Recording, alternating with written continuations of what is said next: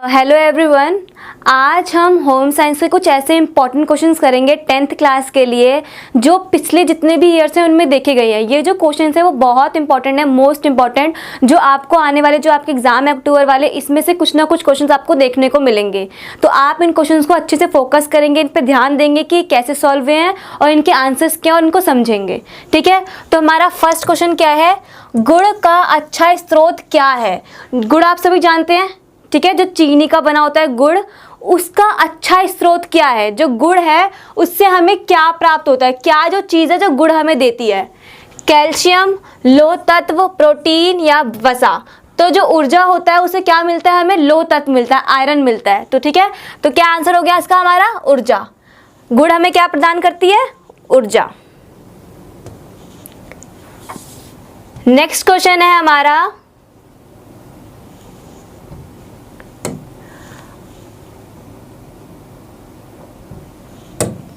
Next question है हमारा, मच्छरों द्वारा फैलने वाला रोग।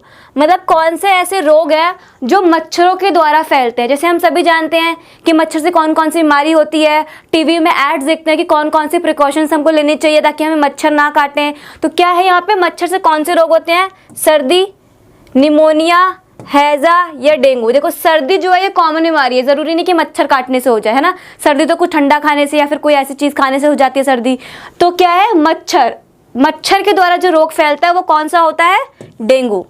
डेंगू जो होता है वो किससे होता है, मच्छर के काटने से। ठीक है, नेक्स्ट क्वेश्चन क्या है हमारा, निम्न में से कौन सा प्राकृतिक तंतु है। प्राकृतिक तंतु मतलब जो नेचुरल फाइबर्स होते हैं, वो कौन से हैं इनमें से जो प्राकृतिक तंतु हैं। तो पहला है हमारा रेशम, कपास, नायलॉन या फिर ऊन। इन सब में से कौन सा ऐसा तंतु है जो प्राकृतिक तंतु है। तो कौन सा है इसमें सबसे प्राकृतिक तंतु, नायलॉन। नायलॉन जो है वो प्राकृतिक तंतुओं की गिनतियों में आता है। ठीक है, इसको बोलते हैं नेचुरल फाइबर। नेक्स्ट क्या है,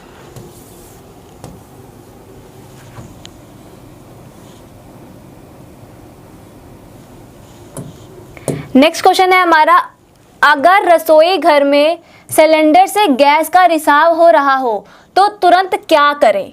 मतलब कि देखा है हमने कि अगर कभी गैस वैस खुली रह जाए तो हमें कौन कौन सी चीज़ें हैं जो नहीं करनी। ठीक है, क्या चीज़ नहीं करनी, पहला सभी दरवाजे व खिड़कियां बंद कर दें। ऐसा करना है हमें कि सारी दरवाजे खिड़कियां बंद कर देनी चाहिए। बत्ती का रिसाव ऑन कर दें, पड़ोसियों को बुलाएं, या फिर सभी दरवाजे व खिड़कियां खोल दें। ठीक है, तो इनमें से क्या जो चीज़ है वो हमें तुरंत करनी चाहिए। अगर हमारे रसोई घर में सिलेंडर खुल गया है तो क्या करना चाहिए, सबसे पहले क्या करेंगे। तो क्या करेंगे, सबसे पहले हम सभी दरवाजे व खिड़कियां खोल देंगे। अगर ऐसी कोई इश्यू होता है कि हमारे गैस का रिसाव ज़्यादा बढ़ रहा है या फिर हमें स्मेल आ रही है कि गैस लीक हो रही है, तो क्या करना चाहिए, हमें दरवाजे खिड़कियां खोल देनी चाहिए ताकि जो गैस है वो एक साथ इकट्ठा ना हो जाए। ठीक है, फिर उससे आग लगने का खतरा ज़्यादा हो जाता है। अगर हम दरवाजे खिड़कियां खोल देंगे तो उसका रिसाव बाहर चला जाएगा, तो हम सेफ रह सकते हैं, बच सकते हैं। ठीक है, तो क्या करना है, सभी दरवाजे व खिड़कियां खोल देनी चाहिए। नेक्स्ट क्या है, बच्चों में वृद्धि होती है। ठीक है, सभी जानते हैं कि बच्चों में वृद्धि होती है, बच्चे बढ़ते हैं। तो बच्चों में जो वृद्धि होती है उसे क्या कहते हैं, वो गुणात्मक होती है। गुणात्मक मतलब गुणा होते होते आगे बढ़ती जाती है। या मात्रात्मक होती है, उसे हम माप सकते हैं, उसे तौल सकते हैं, ऐसी होती है वृद्धि। या फिर समझदारी में बढ़ोतरी, कि अगर हम देखते हैं कि ये बच्चा समझदार हो रहा है तो हम कह देते हैं भाई ये वृद्धि हो रही है इसकी, या फिर वो वृद्धि होती है। या फिर परिपक्वता होती है वृद्धि, परिपक्वता।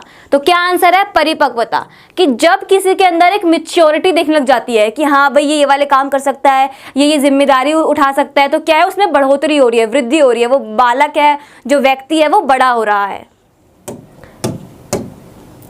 नेक्स्ट क्वेश्चन देखिए,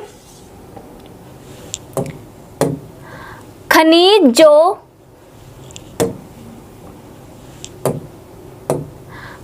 जो रक्त का थक्का बनाने में सहायता करता है, वो कौन सा खनिज है जो हमारी बॉडी में रक्त जो होता है, खून, उसका थक्का बनाने में हेल्प करता है। कौन सा होता है, कैल्शियम होता है, फास्फोरस होता है, मैग्नीज होता है या निकल होता है। तो कौन सा है जो रक्त का थक्का बनाने में हेल्प करता है, कैल्शियम। ठीक है। जो कैल्शियम होता है वो हेल्प करता है कि हमारे बॉडी में जो रक्त है उसका थक्का बन पाए। नेक्स्ट क्वेश्चन,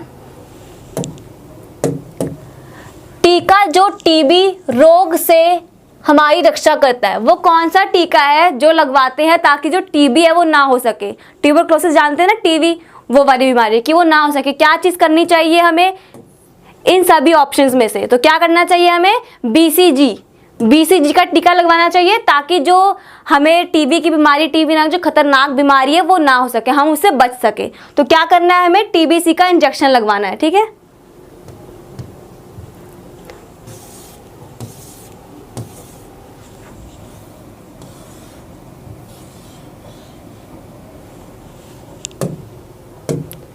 एक अग्रिम योजना की हमें निर्धारित समय क्या करना चाहिए और क्यों कहते हैं? मतलब कि अगर हमने कोई योजना बना दी है, सारी हमारी प्रिपरेशन हो चुकी है, तो हमें क्या करना चाहिए? आप जब भी कोई प्लानिंग बनाते हो तो क्या करते हैं? उसे एग्जीक्यूट करते हैं, उसे क्रियान्वयन में लाते हैं, उसे क्रिया में लाते हैं। जैसे कि हमने कोई प्लानिंग बनाई कि चलो भाई संडे को हमें घूमने जाना है, ठीक है, हमने पहले प्लानिंग बना ली और संडे को हम क्या करते हैं? उसे एग्जीक्यूट करते हैं। उस प्लानिंग जो हमने पूरे हफ्ते बनाई है उसको हम कार्यान्वयन में लाते हैं, मतलब उसको क्रिया में लाते हैं। तो क्या करते हैं? जब हमने कोई योजना बनाई तो मूल्यांकन करेंगे। मूल्यांकन होता है इवैल्यूएशन, मतलब कि जो इवैल्यूएशन होता है वो पूरे प्रोसेस के बाद होता है। ठीक है। इवैल्यूएशन जो वर्ड है वो बिल्कुल लास्ट में होता है। तो ये तो नहीं हो सकता। समय योजना नहीं बना सकते हम लोग। डिबेटिंग ये भी नहीं हो सकता। क्रियान्वयन करेंगे, जो भी चीज हमने करी है उसको एग्जीक्यूशन में लाएंगे।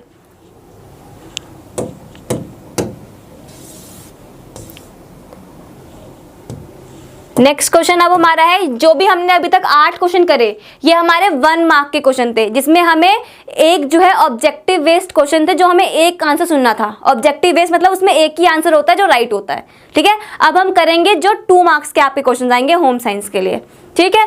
तो सबसे पहले हमारा क्वेश्चन है, विटामिन सी द्वारा प्राप्त किए जाने वाले कोई 2 मुख्य कार्य, मतलब विटामिन सी जो होता है उससे हमारे को क्या कार्य होते हैं, विटामिन सी के क्या कार्य होता है हमारी हेल्थ के लिए। ठीक है। अगर हम कोई चीज़ विटामिन सी युक्त खा रहे हैं तो क्यों खा रहे हैं, उसकी क्या इंपॉर्टेंस है, उसका वर्क क्या है, वो क्या वर्क करती है, तथा कोई 2 अच्छे प्रकृति प्राप्ति स्रोत भी लिखिए कि जो विटामिन सी है उसे जो हमें प्राप्त होते हैं, किस चीज से हमें प्राप्त होते हैं, उनके बारे में भी 2 बताइए, उनके नाम बताइए। ठीक है।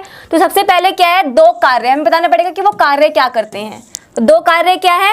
दांतों को स्वस्थ रखना, जो हमारे टीथ होते हैं इनको स्वस्थ रखते हैं ताकि कोई बीमारी ना हो हमें मुंह से संबंधित, तो विटामिन सी हमारे दांतों को अच्छा रखते हैं। सेकंड है, रोगों से लड़ने की क्षमता प्रदान करते हैं। ठीक है। हमें कोई बीमारी हो जाए, ये चीज़ों से हमें प्रोटेक्ट करता है कौन? विटामिन सी।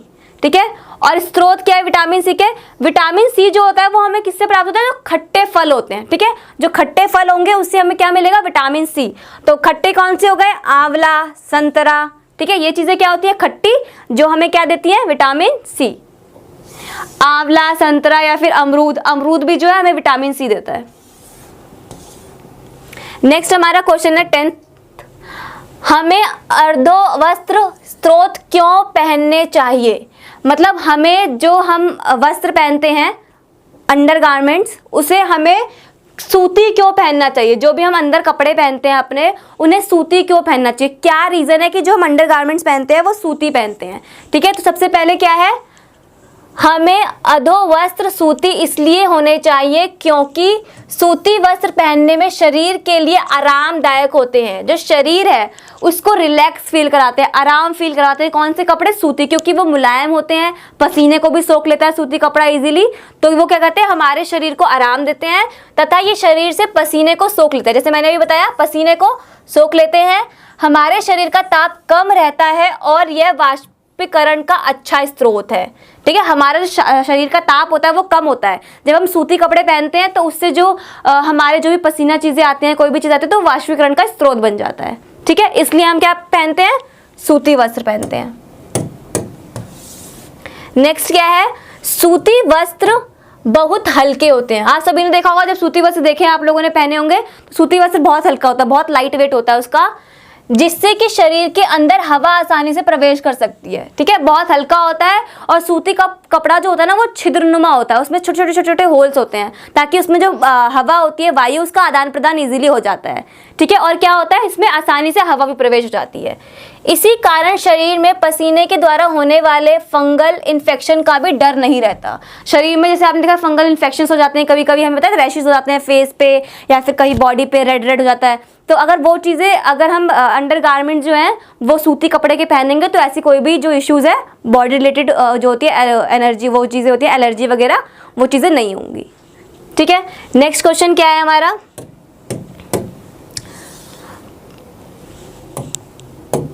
कोई 4 दीर्घगामी लक्षण लिखे जिसके लिए एक परिवार बचत करनी चाहिए।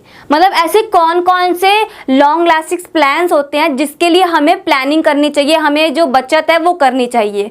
तो क्या होता है कि जो भी सिचुएशंस होती हैं, कभी कभी ऐसे सडनली हो जाता है और हमारे पास पैसे ना हो, तो हमें उन सडनली वाली जो सिचुएशंस हमारे सामने आने वाली है उनके लिए हमें पहले से बचत करके रखनी चाहिए। क्योंकि जब अगर उस समय अचानक से कुछ हो गया तो हम पैसे कहाँ से लाएंगे, जैसे कि कोई भी एक्सीडेंट है, कोई बीमारी है, ये चीज़ें क्या होती हैं अचानक से हो जाती है। तो इसके लिए हमें कुछ पैसे ऐसे संभाल के रखने हैं ताकि अगर ऐसी कोई सिचुएशन आए, उस टाइम पे कभी भी ऐसी सिचुएशन आए तो हम जो हमने पैसे उन चीज़ों के लिए रखे हैं वो हम यूज़ कर सके। तो कौन कौन से ऐसे इश्यूज हो सकते हैं जिसके लिए हमें पहले से पैसे बचत करके रखने चाहिए। तो कौन कौन सा इश्यूज हो सकता है, आकस्मिक आवश्यकता की पूर्तियों के लिए, मतलब कि आकस्मिक मतलब अचानक कोई सी भी सडनली कोई सी भी ऐसी सिचुएशन आ जाए, कोई घटना घट जाए, उसके लिए हमें पैसे बचा के रखने हैं। जैसे कि कौन सी दुर्घटना हो जाए, शारीरिक असमर्थता हो जाए या फिर कोई गंभीर रोग हो जाए।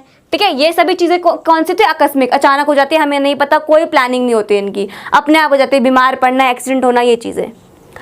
वृद्धावस्था में आर्थिक सुरक्षा के लिए, अब जब इंसान अपनी पूरी जिंदगी पैसे कमाता है ताकि मैं जब बूढ़ा होऊंगा, जब मेरी एज नहीं होगी काम करने की, जब मैं काम नहीं कर पाऊंगा, उस टाइम के लिए भी तो मुझे अपना जीवन यापन करना है, उस टाइम भी तो मुझे भोजन की नीड है, खाने की नीड है। तो इसके लिए मैं पहले से ही कुछ पैसे इकट्ठा करके रखूंगा ताकि जब मैं बूढ़ा हो जाऊंगा, जब मैं ओल्ड एज में जाऊंगा तो मैं उन चीज़ों को यूज़ कर पाऊंगा। क्योंकि हम सभी देखते हैं अब क्या है, मॉडर्न जनरेशन है इतनी, जो बच्चे हैं वो पेरेंट्स को नहीं रख रहे अपने पास, है ना। तो क्या कर रहे हैं, हमें इस चीज़ को दिमाग में रखना है कि जो भी चीज़ें हमें खुद के लिए पहले से ही प्लान करके चलनी है। तो वृद्धावस्था में क्या है, जो भी हमें चीज़ होगी बाद में, उसके लिए आर्थिक सुरक्षा खुद की। नौकरी से अवकाश प्राप्ति के लिए वृद्धावस्था में जीवन यापन के लिए बचत आवश्यक है। मतलब जब नौकरी से उनको अवकाश प्राप्त हो जाएगा, जब वो नौकरी नहीं कर पाएंगे, जब नौकरी से उनकी छुट्टी हो जाएगी, तो जब क्या करेंगे, वृद्धावस्था के लिए जब वो बूढ़े हो जाएंगे तब उन चीज़ों का यूज़ करेंगे। आमदनी बंद होने पर आर्थिक निर्भरता के लिए, मतलब कि जब आमदनी बंद हो जाए, कहीं से पैसों का आने का जरिया ना हो, तो उस टाइम पे हम जो ये बचे हुए हमने पैसे रखे हैं, बचत करके रखे हैं, वो हमें यूज़ होंगे। जैसे कि अब हम रिसेंटली एग्जांपल ले सकते हैं कोरोना वायरस का। ठीक है, जब ये कोविड-19 आया, वायरस आया, तो क्या हुआ, लोगों ने काम पे जाना बंद कर दिया, सब कुछ बंद हो गया, लेकिन घर में बैठे बैठे उन्हें अपना जो भोजन है, जीवन यापन है, वो तो करना पड़ेगा। तो इसलिए जो भी चीज़ उन्होंने पहले से पैसे इकट्ठा करके रखे थे कि हमें ये काम करना है, उससे वो काम करना है, कोई चीज़ इंपॉर्टेंट लानी है, तो वो जो पैसे थे हमने बचत करके रखे थे, वो सभी लोगों ने वो वाले पैसे अपने यूज़ करे हैं इस टाइम पे। ठीक है, तो मतलब कि कोई भी ऐसी प्रॉब्लम, कोई भी ऐसी दिक्कत जिसकी वजह से हमारी आमदनी बंद हो जाए, तो उस टाइम पे हम जो हमने बचत करके पैसे रखे हैं वो हम यूज़ कर सकते हैं। ठीक है, और ये वाला जो क्वेश्चन है आमदनी बंद हो जाए, इसके अंदर आप एग्जाम्पल दे सकते हैं। ठीक है, कोरोना वायरस का रिसेंट एग्जाम्पल और विद डेट, कि जिस तरह से हम देखते हैं 2020 और 21 में कोरोना वायरस का काफ़ी प्रकोप रहा, जिसकी वजह से एक एग्जाम्पल ऐसे देखने को मिला। ठीक है, इस तरह से आप अपने क्वेश्चंस को और इफेक्टिव बना सकते हैं। ठीक है, तो ये जो मेन कारण थे जिनकी वजह से हमें जो पैसे अपने बचा कर रखने चाहिए। और एक और है,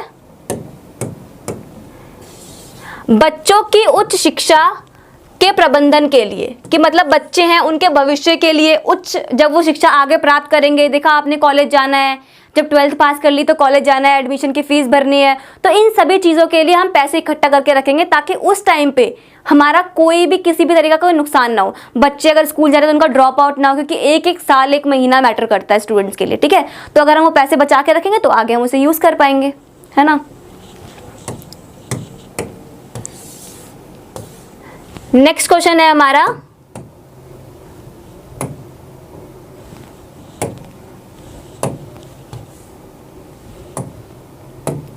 बीस वर्ष से पूर्व महिला के गर्भवती होने के 2 दुष्परिणाम बताइए। मतलब कि 20 साल से पहले की एज में कोई स्त्री प्रेग्नेंट हो गई है तो उसके क्या दुष्परिणाम है, क्या जो है उसकी बॉडी पे इफेक्ट पड़ेगा, क्या उसको इश्यूज होंगे, कौन कौन से प्रॉब्लम्स होंगे। अगर वो 20 साल की नहीं है और वो प्रेग्नेंट भी है तो क्या इश्यूज होंगे उसको। पोषक तत्व की कमी। किशोरावस्था में युवतियों का शरीर उतना विकसित नहीं होता कि वह अपने अंदर शिशु को प्राप्त मात्रा में पोषक तत्व दे सके। ठीक है, जब हमारे वॉर्म में बेबी आता है, जब गर्ल्स के वॉर्म में बेबी आता है तो उस बेबी को भी पूरा पोषण चाहिए होता है। वो मदर है उसको भी पोषण चाहिए होगा और जो बेबी वॉर्म में होगा उसको भी पूरा पोषण चाहिए होगा। तो जब किशोरावस्था की एज होती है उसमें तो खुद ही उस टाइम पे लड़कियां बहुत वीक फील करती हैं, उनके इतने चेंजेस आते हैं, तो उस टाइम पे उन्हें खुद इतने पोषण तत्व की जरूरत होती है। तो वो एक जो नया जान है, एक नया बेबी है, उसको वो नहीं रख सकती अपने पास। ठीक है, उसको वो अपने अंदर नहीं रख सकती हैं उसे। नेक्स्ट क्या है, अल्प शारीरिक विकास। 20 साल से पूर्व महिलाओं का शरीर पूरी तरह से विकसित नहीं होता, उनकी कमर की हड्डी पूरी तरह से विकसित नहीं होती, जिस कारण उसे प्रसव के दौरान समस्याएं हो सकती हैं। मतलब कि अगर वो जो लेडी है, जो भी बच्ची जिसने बेबी बॉर्न करना है 20 साल से कम की है, तो क्या होता है उसका जो पूरा शरीर है वो पूरा पहले विकसित नहीं होता, क्योंकि जो उसकी कमर की जो बोन होती है, हड्डी होती है, वो भी पूरी तरह से विकसित नहीं होती। तो प्रसव मतलब होता है जब डिलीवरी का टाइम होता है तब बहुत सारी दिक्कत होती है। और आपने बहुत सारे केसेस सुने होंगे, अगर छोटी छोटी एज में लड़कियां प्रेग्नेंट हो जाती है तो क्या होता है उसका मिसकैरेज हो जाता है या फिर उन्हें कोई प्रॉब्लम हो जाती है, कोई इशू हो जाता है कि आगे प्रेगनेंसी में दिक्कत होती है।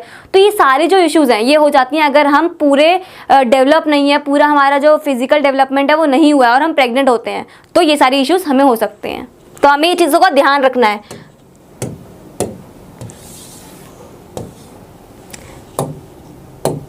आगे है, गृह विज्ञान के खाद्य संरक्षण से उपलब्ध स्वरोजगार के 2 अवसर लिखिए।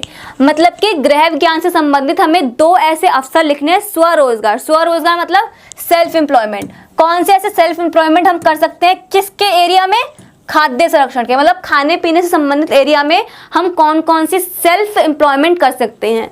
पहला क्या है, अपनी बेकरी खोलना। हम खुद की बेकरी खोल सकते हैं। खुद की हमने बेकरी खोल दी, वहाँ हमारा खुद का सारा काम है, खुद हमारा प्रॉफिट लॉस है और हम उन सामानों को बेच रहे हैं आगे। ठीक है, नेक्स्ट है कुछ कक्षाओं को ट्यूशन पढ़ाना। ठीक है, उनको शिक्षित करना। ट्यूशन खोल दी और वो उनको पढ़ा रहे हैं, तो क्या है इसके अंदर, सेल्फ एम्प्लॉयमेंट। खुद उन्होंने ट्यूशन खोला, खुद उन्होंने पढ़ाना शुरू किया, बच्चों से पैसे आए तो उनका सेल्फ एम्प्लॉयमेंट हो गया। खुद जो उन्होंने किया वो सेल्फ एम्प्लॉयमेंट।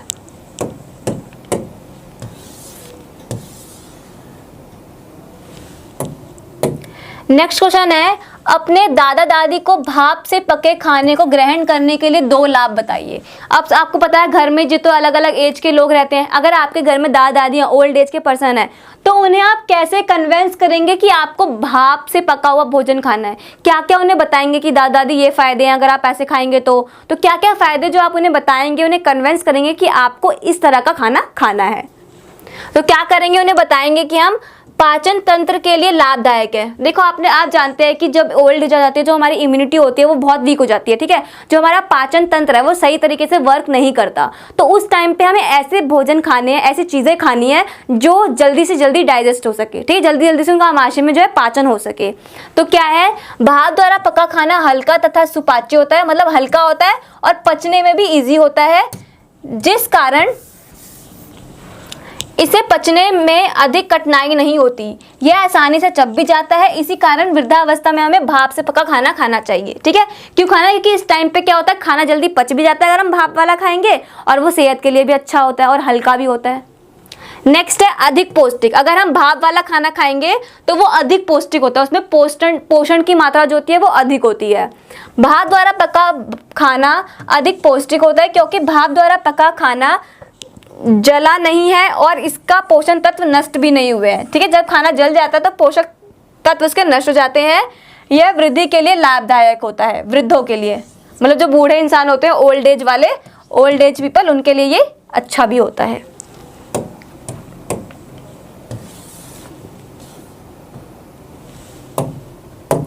नेक्स्ट है हमारा सूक्ष्म ताप वृद्धि व नाम ताप वृद्धि द्वारा पके भोजन में अंतर स्पष्ट करें और दोनों विधियों के एक उदाहरण भी दीजिए। मतलब हमें बताना है कि सूक्ष्म ताप वृद्धि कौन सी होती है और नम ताप विधि कौन सी होती है। ठीक है, ये दोनों विधियां हैं क्या, इनमें डिफरेंसेस बताइए और इनके एक एग्जाम्पल से हमें समझाइए कि क्या होता है ये। सबसे पहले है हमारा सूक्ष्म ताप विधि। विधि। इस विधि में भोजन को गर्म हवा के माध्यम से पकाया जाता है। ठीक है, गर्म हवा से पकाते हैं। अब देखो शुष्क का मतलब ये होता है गर्म, ठीक है, शुष्क हवा। हम कहते हैं ना शुष्क हवा चल रही है, गरम गरम हवा चल रही है, शुष्क वर्ड। तो क्या है, गरम हवा के माध्यम से पकाते हैं। इस विधि में पदार्थ को लगातार हिलाते रहना चाहिए ताकि यह चिपके नहीं। शुष्क ताप द्वारा पका खाना सुपाच्य, सुगंधित तथा स्वादिष्ट बनता है। ठीक है, ये जो खाना हम बनाते हैं शुष्क ताप विधि से, उसमें क्या होता है, खाना जो है काफ़ी टेस्टी भी बनता है, आसानी से पच भी जाता है और सुगंधित भी होता है, मतलब अच्छी खुशबू आती है, अच्छी स्मेल होती है उसमें। शुष्क ताप विधि से खाना बनने की 3 विधियां हैं, 3 विधियां हैं जिनसे हम बना सकते हैं। ठीक है, तो कौन सी है, शुष्क ताप विधि से खाना पकने की 3 विधियां कौन सी है, 3 विधियां, एक है भुनना, बेकिंग, अंगीठी पर सेकना। ठीक है, ये तीनों विधियां हैं जिनके माध्यम से हम शुष्क विधि के द्वारा खाना बना सकते हैं। भुनना सभी जानते हैं, भुनकर बनाते हैं। ठीक है, और उदाहरण के लिए क्या है, पराठे, पापड़, पनीर टिक्का आदि, ये सभी एग्जाम्पल है किसके, शुष्क विधि के, जिससे हम खाना बनाते हैं। अब आपके क्वेश्चन में 1 मार्क में भी आ सकता है कि आपको 4 एग्जाम्पल दे देगा और पूछेगा बताओ शुष्क विधि वाला कौन सा है जिससे खाना कौन सी चीज़ बनी है। तो अगर इसमें से कुछ आता है कि पराठा है तो आप समझ जाएंगे कि शुष्क विधि से है। तो आपको हर क्वेश्चन में ये चीज़ ध्यान रखनी है कि वो 1 नंबर में भी पूछ सकते हैं और वही चीज़ 4 नंबर में भी पूछ सकते हैं। तो बस वो चीज़ आपको दिमाग में रखनी है। नेक्स्ट है आपका ये जो नेक्स्ट विधि है क्या है, दाम ताप विधि। इस विधि में भोजन पकाने के माध्यम में रूप में जल का प्रयोग किया जाता है। किसका यूज करते हैं, पानी का। फर्स्ट वाले में किसका था, हवा का, इसमें पानी का, गर्म हवा इसमें पानी। आर्द्र ताप पर पका भोजन हल्का होता है तथा रोगियों के लिए अधिक लाभदायक होता है। ठीक है, हल्का भी होगा और जो बीमार होते हैं, आपको पता है जब कोई पर्सन बीमार हो जाता है तो उसकी इम्यूनिटी वीक हो जाती है और पाचन तंत्र अच्छे से वर्क नहीं करता। तो इस टाइम में जो भी वो होगा, बीमार व्यक्ति होगा, रोगी व्यक्ति होगा, उसके लिए भी ये हेल्प करेगा। कौन सी, नाम विधि।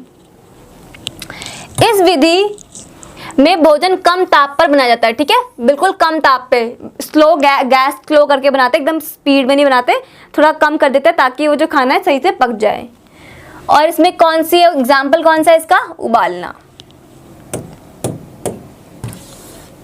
उबालना, और भी है भाप से पकाना और स्टूइंग। ठीक है, ये तीनों विधियां हैं जिनके माध्यम से पकाना है।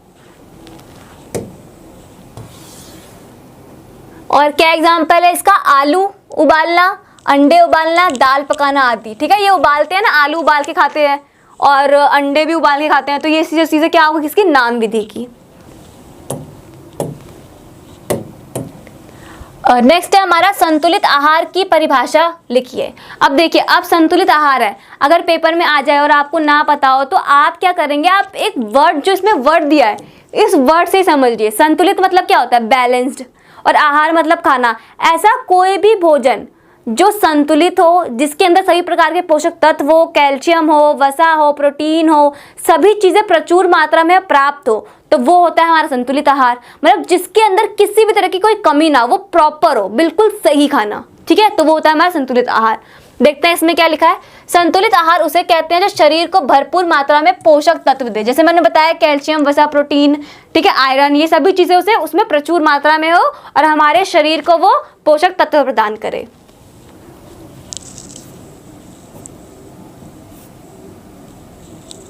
उसके बाद है संतुलित आहार खाद्य पदार्थ का मिश्रण से बना होता है और ये शरीर को पौष्टिक आवश्यकताओं के अनुरूप होता है। मतलब हमारे शरीर को जितनी पोषक तत्व चाहिए उसके अकॉर्डिंग होता है ये। ठीक है, संतुलित आहार। नेक्स्ट है हमारा प्रोटीन। नेक्स्ट क्वेश्चन स्टार्ट हो गया।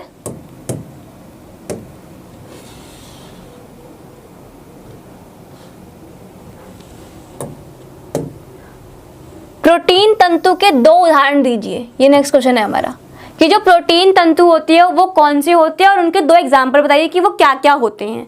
ठीक है, तो सबसे पहले क्या है हमारा, प्रोटीन फाइबर में वह सामग्री शामिल होती है जो हमें जानवरों से प्राप्त होती है। यह प्रोटीन फाइबर के कुछ उदाहरण हैं। वो चीज़ें प्रोटीन तंतु जो हमें जानवरों से प्राप्त होती है। जानवरों सुनते क्या आ रहा है, ऊँट, बकरी, जिनसे हमें क्या, ऊन प्राप्त होता है, और महीन चिकना ऊन।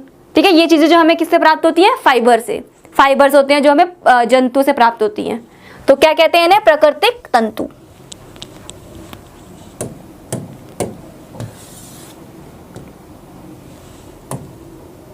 नेक्स्ट है हमारा अच्छे प्रबंधन प्रक्रिया में संगठन चरण का क्या महत्व है, कि अच्छे जो प्रबंधन प्रक्रिया होती है, जो अच्छी चीजें मैनेज करना, सब कुछ चीजें उसके अंदर क्या क्या प्रक्रियाएं होती हैं और कैसे वो मैनेज होता है। तो फर्स्ट क्या है? संगठन वह सामाजिक व्यवस्था या युक्ति है जिसका लक्ष्य एक हुट है जो अपने कार्यों की समीक्षा करने हेतु नियंत्रित करती है। ये एक ऐसा संगठन है जिसके अंदर जो भी काम है उसे किस तरह से प्रॉपर तरीके से किया जाए, अच्छे से किया जाए, ताकि उस काम में किसी भी तरह की कोई कमी ना हो। ठीक है, एक संगठन है जो एक काम को प्रॉपर तरीके से करने की जिम्मेदारी लेता है। प्रबंधन प्रक्रिया में संगठन चरण का महत्व, मतलब जो प्रबंधन प्रक्रिया होती है, जो सब कुछ मैनेज करते हैं, उसमें संगठन का क्या महत्व होता है, इंपॉर्टेंस क्या होती है। पहला क्या है? व्यवसायिक उद्देश्यों की प्राप्ति। किसी भी व्यवसायिक उपक्रम में उन्हें उद्देश्य की प्राप्ति के लिए कुशल संगठन का निर्माण करना चाहिए।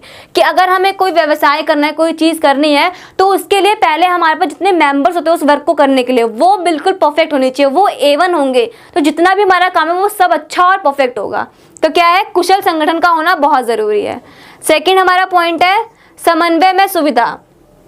विभागों का समय समय पर पूरा ध्यान रखना चाहना चाहिए। प्रबंधन का यह मुख्य कार्य है। कर्मचारियों के उचित समन्वय स्थापित करने में संगठन एक महत्वपूर्ण भूमिका निभाता है। कि मतलब कोई भी जो कार्य किया जा रहा है, जो भी चीज़ कर रहे हैं हम, उसे टाइम टू टाइम मैनेज करना है। कि ये नहीं कोई भी चीज़ अगर पड़ी है तो उसे छोड़ दिया, टाइम के हिसाब से जितनी भी चीज़ें हमें प्रॉपर तरीके से करनी है, हमें वो कर देना है। ठीक है, पंक्चुअलिटी होनी चाहिए हमारे वर्क में। नेक्स्ट है हमारा भ्रष्टाचार की समाप्ति। ठीक है, जो भ्रष्ट लोग हैं, जितने भी अगर अपने संगठन में कोई भ्रष्ट लोग है या कोई भी ऐसा काम कर रहा है तो उसको वहां से हटा देना, भ्रष्टाचार की समाप्ति करना। संगठन के विभाग स्तर पर नियंत्रण का कार्य किया जाना चाहिए। अच्छा संगठन अपने कार्याचार्यों में परीक्षण, मतलब कि जितने भी कर्मचारी हैं, जितने भी कर्मचारी लोग रहते हैं, उनका क्या करना है? परीक्षण, जो भी है परिश्रमी होने चाहिए सारे के लोग। दायित्व आदि भावना को प्रोत्साहित करना और भ्रष्टाचार को समाप्त करना। कि जो भी हमारे कर्मचारी हैं जो काम कर रहे हैं वहाँ पे, वो अच्छी तरीके से काम करें, परिश्रमी हो और भ्रष्टाचार जो है उसको कम करें। ठीक है,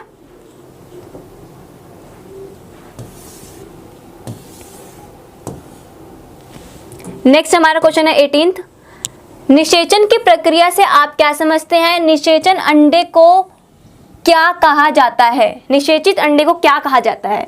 अब जो निषेचन की प्रक्रिया है, सबसे पहले हम जानेंगे कि निषेचन होता क्या है, इसका वर्ड का मतलब क्या है, और ये निषेचित अंडे जो होते हैं वो क्या होते हैं। सबसे पहले क्या है? निषेचन एक कृत्रिम प्रक्रिया है जिसे हम विट्रो फर्टिलाइजेशन भी कहते हैं। ठीक है, विट्रो फर्टिलाइजेशन भी कहते हैं। महिलाओं के अंडाशय में अंडे निकलकर इसका संपर्क द्रव माध्यम से शुक्राणुओं से कराया जाता है। मतलब कि जब मदर होती है, मतलब जो लेडी है, स्त्री है, महिला है, वो उसके जो अंडे होते हैं वो किससे मिलते हैं? शुक्राणु के माध्यम से वो संपर्क में आते हैं। ठीक है, बाद में निषेचित अंडे को महिला के गर्भाशय में रख दिया जाता है। मतलब जो शुक्राणु है उसके माध्यम से जो स्त्री का वर्म होता है, जिसका अंडाशय होता है, जिसमें बेबी रहता है, उसके अंदर एक जो अंडा है वो उसमें रख दिया जाता है। कहाँ? उसके गर्भाशय में। निषेचित अंडे को जाइगोट कहा जाता है। ठीक है, क्या कहते हैं निषेचित अंडे को? जाइगोट। जो ये निषेचित अंडा डाला गया है उसे कहते हैं हम जाइगोट।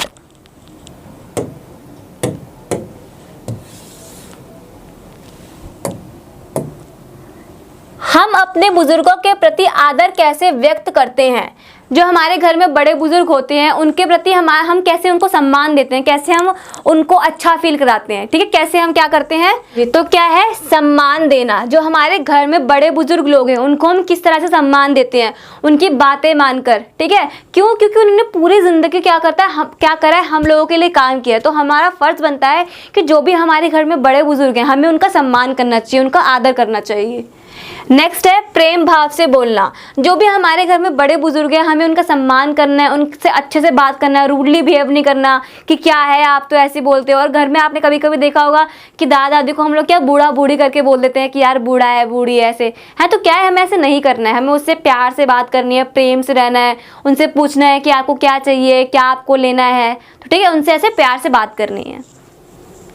नेक्स्ट है बुजुर्गों का सहारा बनना। ठीक है कि जो भी घर में हमारे बुजुर्ग होते हैं वो कमजोर हो जाते हैं, ठीक है उनसे कोई काम नहीं किया जाता, तो क्या करना है, जो भी उनकी जिम्मेदारी है वो हमने लेनी है। जितने भी घर में यंग लोग हैं तो क्या करना है, उनकी हेल्प करनी है, कोई भी छोटा छोटा काम है उनकी हेल्प करो सब चीज़ों के लिए, उनको बाहर लेके जाओ घुमाओ। क्या है, बुढ़ापे में उनका शरीर काफ़ी कमज़ोर हो जाता है, कई बीमारियां उन्हें घेर लेती हैं। ऐसे समय में हमें उनका सहारा बन के चलना चाहिए। इसके साथ दुर्व्यवहार नहीं करना चाहिए ताकि उन्हें कोई मानसिक ठेस ना पहुंचे। उनके साथ कोई गलत व्यवहार, कोई गलत चीज़ या रूड बिहेवियर नहीं करना चाहिए ताकि उन्हें बुरा लगे। ठीक है, क्योंकि जो ओल्ड एज है वो सिर्फ उनके साथ नहीं है, वो सबके साथ है, कभी ना कभी हम सबकी ओल्ड एज आएगी, तो हम जैसा बिहेव करेंगे वही बिहेव हमको लौट कर मिलेगा। ठीक है, तो अगर हम अच्छा करेंगे, घर में हमें देखेंगे और भी छोटे बच्चे की कैसे वो बिहेव करे तो उनको आगे वैसा बिहेव करना है, तो जो भी चीज़ें वो वापस हमारे पास आती हैं। तो हमें अगर अच्छा बिहेव रखेंगे अपना दूसरों के लिए तो हमें बाद में अच्छा ही मिलेगा।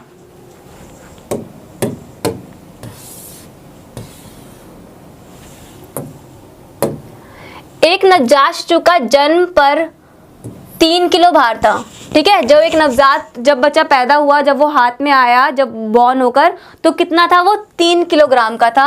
1 वर्ष बाद उसका अनुमानित भार कितना हो जाएगा, मतलब 1 साल का जब बच्चा हो गया तो उसका एज कितना जो कितना किलोग्राम का वो हो जाएगा, कितने का हो जाएगा, 7 किलोग्राम के आसपास हो जाएगा। एग्जैक्ट नहीं है लेकिन 7 किलो के आसपास होगा, 6.5, 7, 7.5, 8 ऐसे। ठीक है, नेक्स्ट क्या है 20 क्वेश्चन, किशोरावस्था में लड़कियों में होने वाले कोई 4 शारीरिक परिवर्तन बताइए।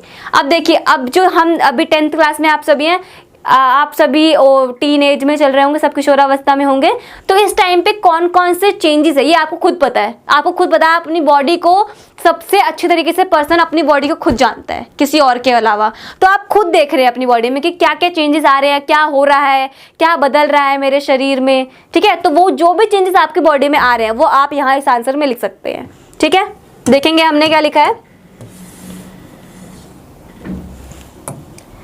पहला हमने लिखा है शारीरिक विकास। ठीक है, जो हमारा शरीर है वो बढ़ने लगता है, हमें लगता है हमारी हाइट बढ़ रही है। ठीक है, हमारे जो शरीर के पार्ट्स हैं वो इंक्रीज हो रहे हैं, वो बढ़ रहे हैं। तो क्या है, किशोरावस्था में मुख्य विशेषता शारीरिक परिवर्तन है। जो हमारा शरीर है वो बदलने लगता है, उसमें परिवर्तन आने लग जाता है। 11 से 13 वर्ष की लड़कियों में लंबाई अपने होम लड़कों से अधिक होती है। ठीक है, जब 11 से 13 साल में लड़कियां होती हैं तो जो उनके एज के लड़के होते हैं 11 से 13 साल के, उनसे वो बड़ी दिखती है, उनकी हाइट जो है वो लंबी हो जाती है। ठीक है, उनकी जल्दी शारीरिक विकास होता है, इसी कारण उनके स्तनों का विकास भी होता है और उनके कूल्हे चौड़े हो जाते हैं।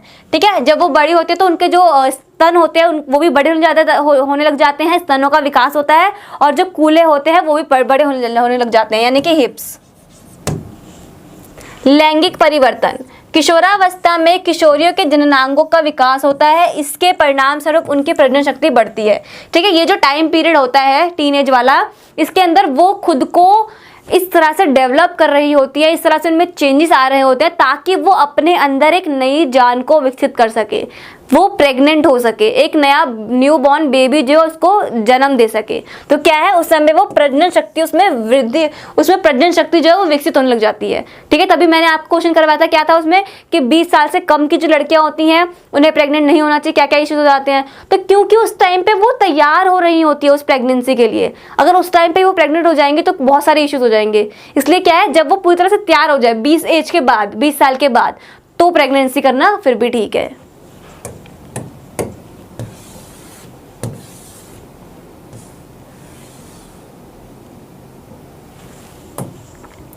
आगे है जननांगों का विकास। जननांग मतलब होते हैं जो भी जनन जैसे संबंधित हो, जैसे नया बच्चे को जन्म दे सकते हैं वो वाले अंग। ठीक है, जिनसे बेबी बॉर्न होता है। इस अवस्था में आके किशोरियों के बाह्य तथा आंतरिक यौन अंगों का विकास होने लग जाता है। रजोस्त्राव मतलब होता है मेंस्ट्रुएशन पीरियड, यानी कि पीरियड्स। ठीक है, तो इसमें क्या सभी लड़कियां जानते होंगे, यहाँ तक कि लड़के सभी जानते हैं, मेंस्ट्रुएशन टाइम होता है जिसमें गर्ल्स को 7 दिनों या 6 दिनों, किसी का 4 दिन, इस तरह से उनको पीरियड्स होते हैं, ठीक है, जिसके अंदर उनके जो बॉडी होती है उनसे ब्लड आता है। क्या होता है, वो एक ऐसा गंदा खून होता है जो हमारे शरीर में इकट्ठा होता है और बाद में वो 28 जो सर्कल होता है, 28 डेज का सर्कल, उसके बाद वो निकलता है, ठीक है। तो क्या होता है, इस टाइम पे उन्हें मेंस्ट्रुएशन पीरियड स्टार्ट हो जाते हैं, ठीक। और जो मेंस्ट्रुएशन पीरियड होता है ये बहुत इंपॉर्टेंट होता है गर्ल्स के लिए, क्योंकि अगर वो चीज़ें नहीं होती हैं तो आगे बहुत इश्यूज आते हैं, क्योंकि जब ये चीज़ होती है ना, इस चीज़ों की वजह से जो गर्ल है वो प्रेग्नेंट होती है, ठीक है। तो ये सभी के लिए जानना ज़रूरी है। आगे क्या है, गुप्तांगों में बाल आना। जो हमारे प्राइवेट पार्ट्स होते हैं वहाँ पर बाल आना स्टार्ट हो जाते हैं। किशोरावस्था के दौरान लड़कियों में गुप्तांगों पर बाल आना शुरू हो जाते हैं। और सिर्फ एक गर्ल्स के साथ नहीं होता कि लड़कियाँ सोचे सिर्फ हमारे साथ हो रहा है, ठीक है, हमारे साथ भेदभाव है कि पीरियड्स भी हमारे साथ, सब कुछ हमारे साथ, उनके साथ भी होता है। उनके साथ भी जो गुप्तांग है उन पे बाल आते हैं, ठीक है। ये नहीं होता, अब क्या होगा कि मैम ने कह दिया कि सब होता है तो ये भी होता है, ये नहीं होता, ये गर्ल्स के साथ होता है सिर्फ पीरियड्स। और बाकी जो भी चेंजेस आते हैं, जितने भी चेंजेस आते हैं वो सब उनके साथ होते हैं, गर्ल्स के साथ भी, बॉयज़ के साथ भी, ठीक है। तो आज के लिए इतने क्वेश्चन जितने मैंने आपको करा दिए आज, ठीक है। इन सभी क्वेश्चंस को आप रिवाइज करेंगे अच्छे तरीके से कि क्या आपको समझ आया, क्या नहीं आया, क्या आपको डाउट लग रहा है, कौन सी बात आपको क्लियर नहीं हुई, वो सभी बातें आप कमेंट में बता देंगे। बाकी जो इसके और भी क्वेश्चन है आगे के, वो हम नेक्स्ट क्लास में करेंगे, ठीक है। जब तक आप इन क्वेश्चन को समझिए, इनको अपने मस्तिष्क में डालिए और भी सोचिए कि जो यहाँ मैंने नहीं करवाए वो आप कौन से और नए एग्जाम्पल सोच सकते हैं। पेपर में अगर एग्जाम्पल लिखेंगे तो आपका आंसर और भी इफेक्टिव और अच्छा लगेगा, ठीक है।